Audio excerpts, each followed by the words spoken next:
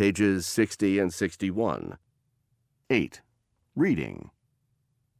A brief overview of the history of television. Television was not invented overnight by a single person. The work of many people over a number of decades contributed to its evolution.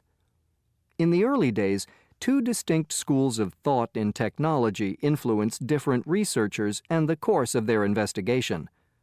The first one was based on the technology of Paul Nipkow's rotating discs that supported a mechanical television system, and the second one on an electronic television system that used a cathode ray tube developed independently by two inventors, Campbell Swinton and Rosing. Paul Nipkow, 1860 to 1940, who invented the Nipkow disc in 1884, was the first person to discover the scanning principle that allowed small portions of an image to be analyzed and transmitted. However, it is unclear whether Nipkow actually built a working prototype of his television system. Electronic television is based on the development of the cathode ray tube, which can still be found in modern television sets. Philo Farnsworth, 1906 to 1971, was the first inventor to transmit a television image, a $sign, using the dissector tube, which is the basis of all current electronic televisions. The American engineer started experimenting with electricity when he was 12, when he built an electric motor and produced an electric washing machine. He was still in high school when he conceived of his ideas for television. A lot of people wrongly believe that color television is a recent idea. In actual fact, the earliest proposal for color television was patented in 1904, while in 1925, Zworykin filed his proposal for an all-electronic color television system. Commercial broadcasting, however, started in the early 50s, a quarter of a century later.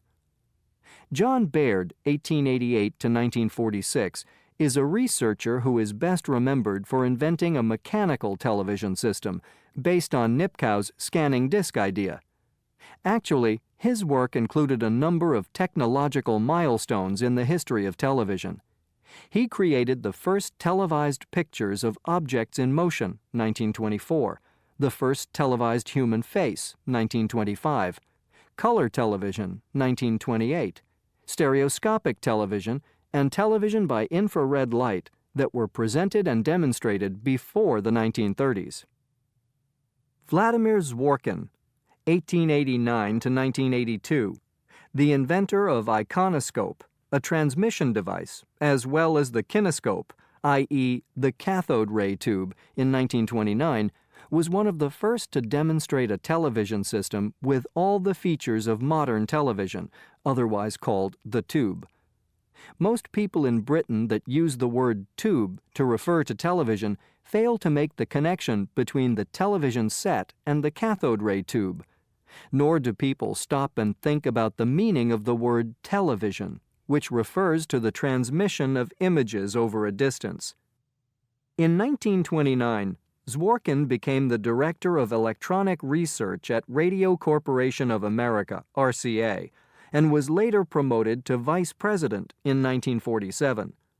Zworykin invented many devices, including the scintillation counter, a device for measuring radioactivity.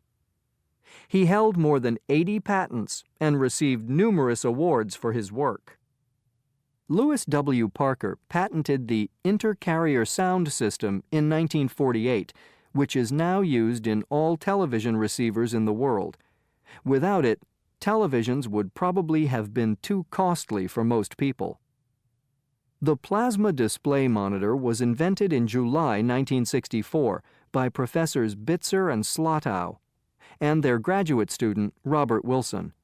However, successful plasma television became feasible later, after the development of digital and other technologies. A factor that delayed the commercial development of plasma display was connected with LCD, or liquid crystal displays, which made flat-screen television possible. This minimized one of the advantages of plasma television in terms of a flat screen with an improved image. So it has taken a lot longer for plasma display to become more widely acceptable and accessible.